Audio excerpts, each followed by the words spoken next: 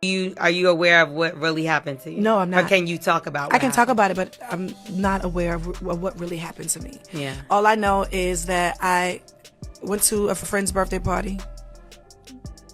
I gave a friend a birthday party. Mm-hmm. Hello. You thought was your friend. Well, we ain't even gonna touch on that. Yeah.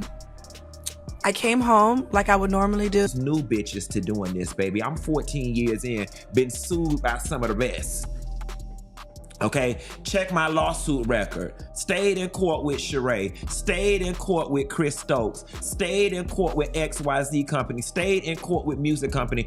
And I'm here to let you know, baby, it's gonna take more than a little piece of statement on a lawyer's it's gonna take more than a little piece of statement on your lawyer's letterhead claiming rumors about an inappropriate relationship to scare me. Because if that's the term that we're going by, inappropriate relationship, the person is claiming that you had an inappropriate relationship. If that's the thing that we're hanging on to, then baby, you, Mr. Walker, you don't even want to waste your time sending me nothing on your fax paper because the relationship was extremely inappropriate. Standing by Tamar Braxton has got to be one of the most exhausting jobs in the world, because once again, she's caught up in controversy.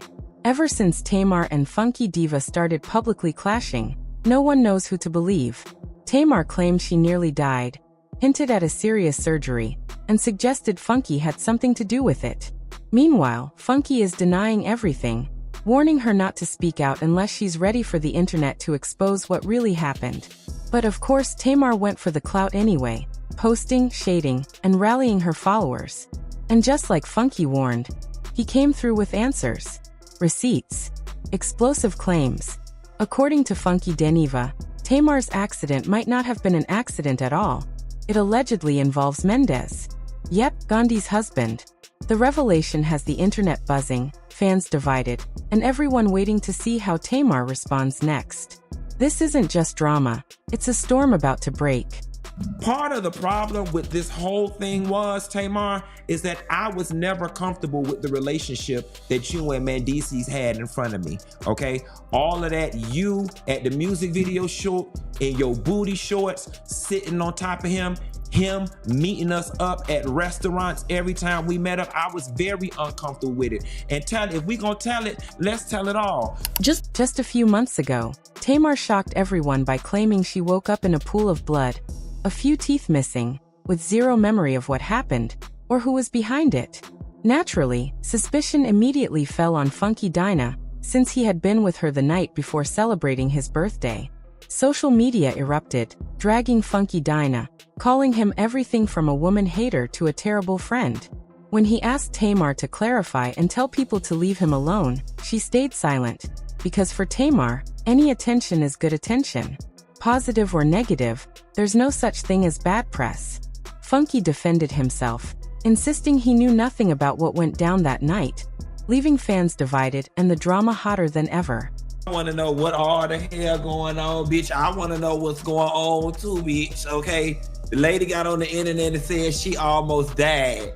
Now listen, let me just go ahead and get this out the way, okay, before we even get to the top of the show. I don't know what happened to the lady. Okay, for those of y'all that don't know, I'm talking about Tamar Braxton. I don't know what happened. But Tamar treated Funky like he was nothing more than a bump in her spotlight. She kept throwing shade, insisting she didn't need him for anything, all while confirming that something serious did happen that night. Something so bad it required surgery. The drama just keeps escalating. I want him to tell his own story. You know, I don't really like telling people's story. You should ask Mendeecees. Baby Funky kept warning her over and over that if she didn't want the world to spill the kind of tea he had on her, she needed to step up and defend him. He wasn't the type to back down, and he made it crystal clear. This fight wasn't going anywhere without consequences.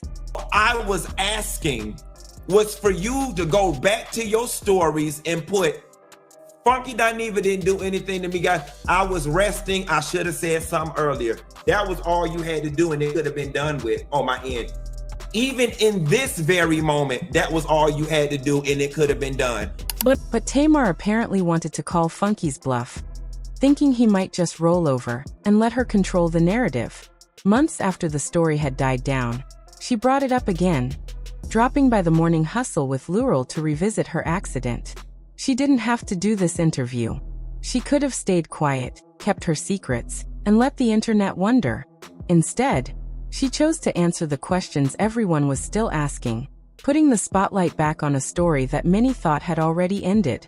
Are you aware of what really happened to you? No, I'm not. Or can you talk about I can talk about it, but I'm not aware of what really happened to me. Yeah. All I know is that I went to a friend's birthday party. I gave a friend a birthday party. Hello. You thought was your friend. Well, we ain't even gonna touch on that. Yeah. I came home like I would normally do. Now, Tamar never mentioned Funky Dineva by name, but everyone knew exactly who she was talking about. She painted him as the ungrateful friend, someone she threw a party for, only for him to turn around and supposedly hurt her. But Funky wasn't the only one in her crosshairs. When asked about Mendeecees, Tamar denied any connection so hard, you'd think they'd just collaborated on a project with zero personal ties. The way she distanced herself made it clear she wanted the narrative controlled. And the internet left guessing what really went down behind the scenes. To be honest, I barely even know him. Okay. to be honest, you know what I mean? Yeah. We're not like, we're cool, Yeah. but we're not like my homie. You know what I Right, mean? right, It's not right. like that. And he just got casted in a film.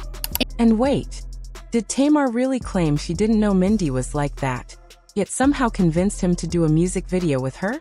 When that interview dropped, people were already warning Tamar.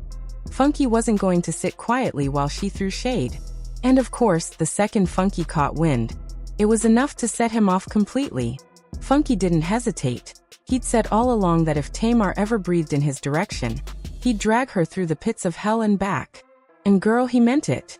He even explained why he didn't follow Tamar home that night, because she was already with a friend who seemed ready to take care of her, if you catch the hint. And that friend? None other than Mendeecees. Yes, Miss Yendandi Luther King's husband. Things are officially messy. Did not get out the car and go upstairs with Tamar when we got back to her house? Because after her and Mendeecees got through kissing in the back of that goddamn car, I figured they wanted to be up there privately. That is why when we got dropped off at Tamar's house, I did not go upstairs. I got in my damn car and went home because you was sitting on his lap in that goddamn Uber and y'all ass was kissing. Okay? And the shit made me damn Apparently, Mendeecees and Tay were together the entire night, keeping just enough distance so the cameras wouldn't catch them looking way too comfortable with each other. But everyone around the V12 knew the truth. They were together. And the moment the cameras stopped rolling, they were all over each other, right in front of Funky.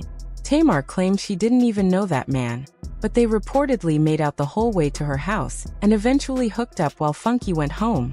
Here's where it gets really wild. According to Funky, it wasn't just Tamar and Mendeecees heading back to her place. There was a third guy, the same person Tamar later claimed found her unconscious. But Funky says it wasn't that simple. That unnamed man, and Mendeecees, might have been responsible for leaving her in that state when something went terribly wrong. Anybody know who happened and what happened to your damn teeth? It's Mendeecees and his best friend, because they was the ones who went upstairs with you. Now, I don't know whether they was fucking your ass from the back and ran your head through the headboard or what, okay? But if anybody need to be investigated on what happened to you in your damn teeth, it need to be Mendeecees and his friend, because that's who went upstairs with you. Speculation is off the charts. People are saying the three of them got way too close, and somehow things went completely sideways, leaving Tamar injured.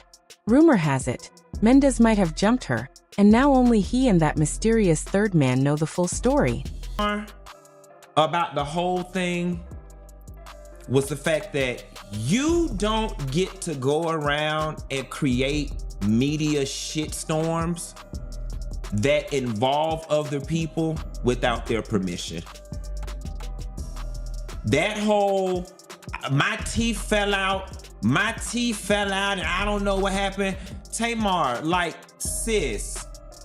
And then you had that Spanish lady make that video down in Miami lying. There is nobody who had the amount of mouth trauma that you had that healed that. Now, Tamar has lawyered up and released her own statement, claiming the rumors don't just affect her, they're hurting the families involved too.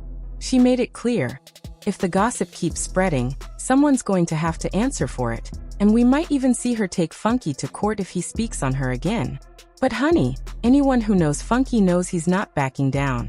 The moment her statement dropped, Funky came at Tamar hard, making it crystal clear that a simple statement isn't enough to intimidate him. He's ready to respond, and you can bet the internet is about to get front row seats to round 2 of this explosive showdown.